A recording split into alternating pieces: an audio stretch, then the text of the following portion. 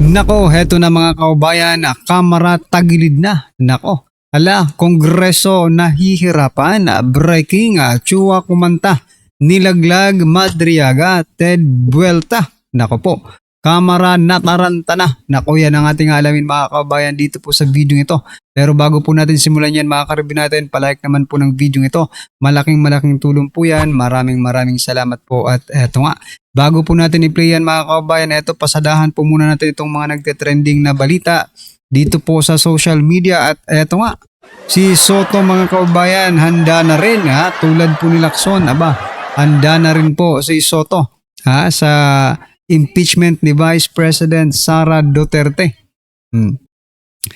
Ayan si Soto. Sabi po kasi dito mga kaubayan sa Batas PH, I just wanted to give my colleagues a heads up on the possibility of receiving the articles of impeachment from the HOR. It's best that we prepare for it as senator judges. I am undergoing a crash program on the rules of the court to JB with our own rules. Ayan mga kabayan, magkakaroon po ng sariling rules ang Senate mga kababayan. Ayon po yan kay Senate President Soto. Pinaalalahanan niya po ang kanyang mga kasamahan sa Senado mga kababayan na eto na. Eto na po yung impeachment ni BP Sara na kailangan po nating tutukan kung baga, di ba? Anyway, ano po ang inyong masasabi dyan? Pero ito po ang naging komento ng ating mga kababayan patungkol dyan. Sabi po dito ni Mer Joanna. Even lies seems to last for a while. They won't last forever. Ayan mga kababayan.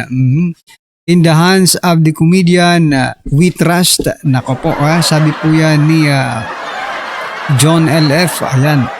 Sabi naman po dito ni Rimmer, prepared to impeach or prepared for trial. Ayan na mga kababayan.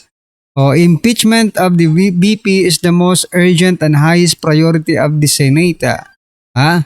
Sidelining crisis on economy, transport, food security, unemployment, and poverty. And putting a lead on trillion pesos flood control corruption. What a joke. Kaya na, what a joke. Sabi po yan ni Juan Carlos Miller. Ayan na. Only Senator Marcoleta has balls and grit among those 24. Ayan mga kababayan. Sabi pa po dito ni Elvera, get prepared for BP Inday Sara Duterte 16. The Campanilla lawyers. Ayan.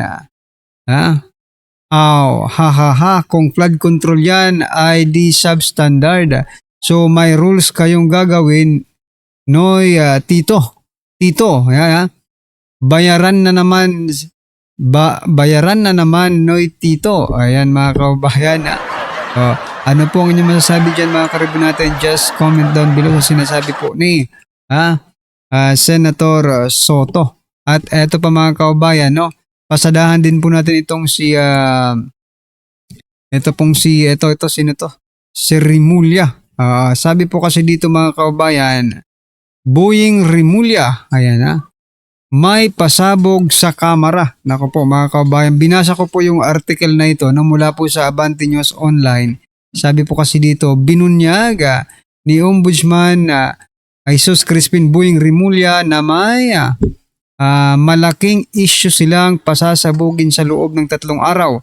Lalo na sa pagharap niya sa Kamara de Representantes. Di ba?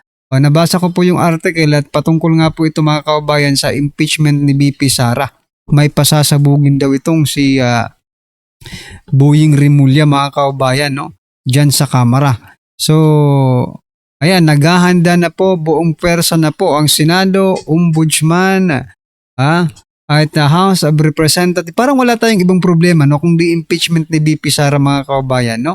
Wala tayong ibang problema kung di impeachment ni BP Sara kasi yun po ang tinutukan nila Senado, yung Ombudsman, yung House of Representative, wala silang ginagawa ngayon kundi impeachment ni BP Sara. So ito pong naging komento ng ating mga kabayan patungkol dyan.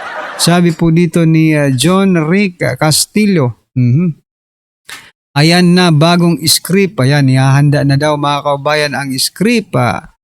Sabi naman po dito ni Amando, sa mga taong one-sided pwedeng sabihing scripted o ano-ano pang mga bintang, pero ang mga taong naghahanap ng katarungan at katotohanan ay tahimik lang na naghihintay kung anong outcome ng investigasyon. Ayan. Ito lang ang ombudsman na araw-araw may press release. Yan nga, inuunahan na naman po ni Boying Rimulya, di ba? Wala pa man, eto may pasabog na si Rimulya. O pag ito pumalpak, yari na naman kayo mga kababayan. Diba? Yari na naman si Rimulya. Anyway, sabi po dito ni Christopher, lagi naman may pasabog yan, press con lang pala. Press con. Naalala niyo po yung diba, yung pasabog nila ni John Vic Rimulya mga kababayan na binayaran daw sila ng 1 bilyon.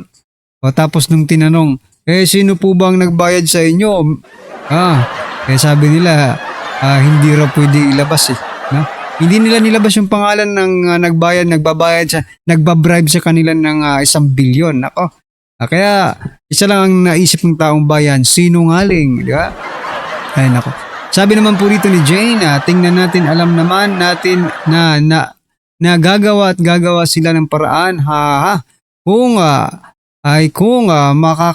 makatotohanan, mahirap sirain ng sadyang malinis, kayo ang nakaupo. Malamang mabutasan nyo lang talaga yan, kulong agad yan. Ayan mga kababayan. Well, anyway, ano po ang inyong masasabi dyan mga kababayan? Ito sabi po ni Al-Rais, oo, pasabog niya magpasa ng salin ang mga congressman.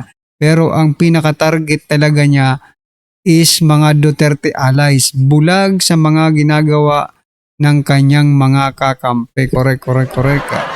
Parang ang hindi ombudsman. No? Sabi ng iba, parang hindi ombudsman itong si Boying Rimulya mga kababayan. No? Yung actions niya, di ba? Anyway, ano po ang inyong masasabi dyan mga kababayan? Just comment down below at eto, pasadahan na po natin yung video. Pasok. Representative Chua naman, itong si Representative Chua, ano ang koneksyon ni Ginoong Trillian? Pinestyon itong si Representative Chua kasi plano nila na i-invite si Trillanes sa susunod na hearing. Dinirekta na ni Ted Filon. Anong koneksyon ni Trillanes dyan sa impeachment complaint ni BP Sara? Halatang another propaganda. Gagamitin na naman nila si Trillanes. Kasi alam naman nila si Trillanes. Yung mga state witness nila, puros mga walang credibility. Trillanes, wala nang naniniwala dyan. Taong bayan, mismo ng sariling lugar niya, hindi na siya nga nanalong mayor sa lugar niya. Tapos gagawin, wala nang naniniwala kay Trillanes. Asong tahol ng tahol yan. Galit sa mga Duterte yan.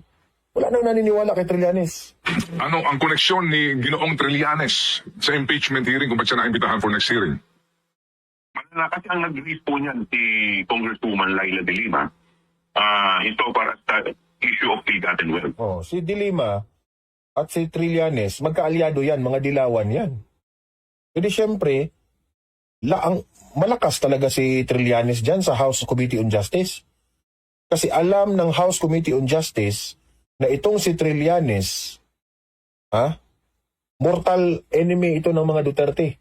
Gagamitin ito ng House Committee on Justice kahit magsisinungaling si Trillanes, mabubuking man si Trillanes, sa pagsisinungaling niya dyan sa hearing, walang pakialam ang Committee on Justice. Walang pakialam si Luis Tro dyan. Basta importante, basta ang importante sa kanila na isulong nila yung paninira nila kay BP Sara. Yun ang importante sa kanila. Kasi all the medias will be covering this hearing.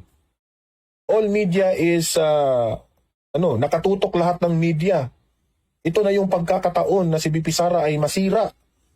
At ang instrumento natin dito, si Trillanes. Wala na silang pakialam kahit ang taong bayan sasabihin, nagsisinungaling yan si Trillanes, wala silang pakialam dyan. Basta at importante, meron pa rin mga Pilipino na mabibrainwash nila.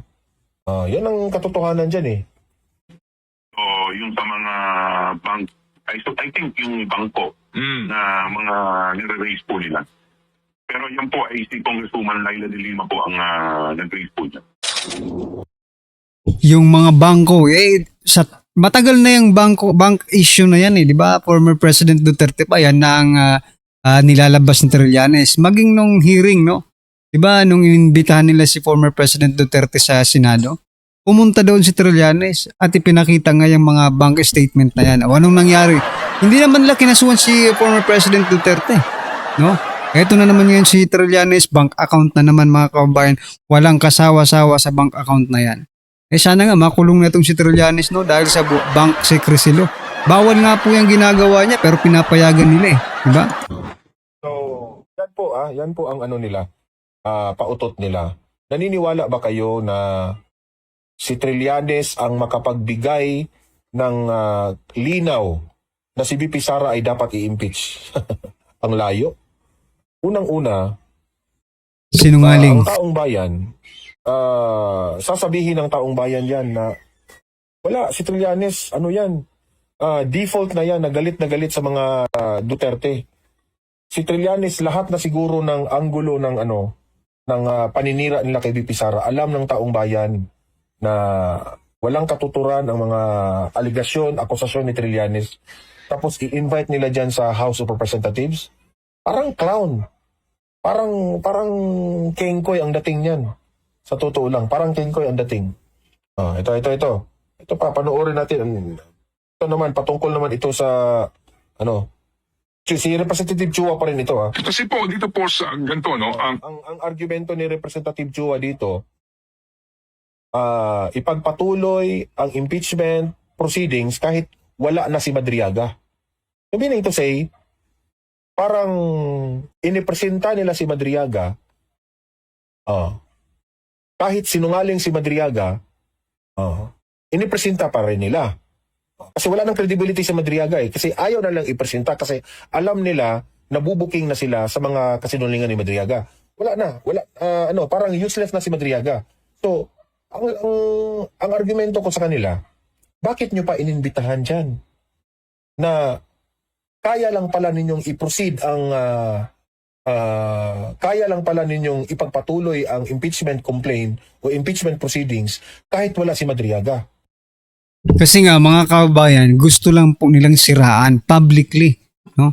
Itong si Vice President Sara Duterte. Kaso hindi nila nagawa Hindi po nila nagawang siraan si Vice President Sara Duterte sa pamamagitan ni Madriaga, no? Bakit hindi nila na siraan? Sira yung nila Sira yung inimbitahan nila Iba yung witness nila, sirang-sira, mas sira pa sa inaakasuhan. Diba?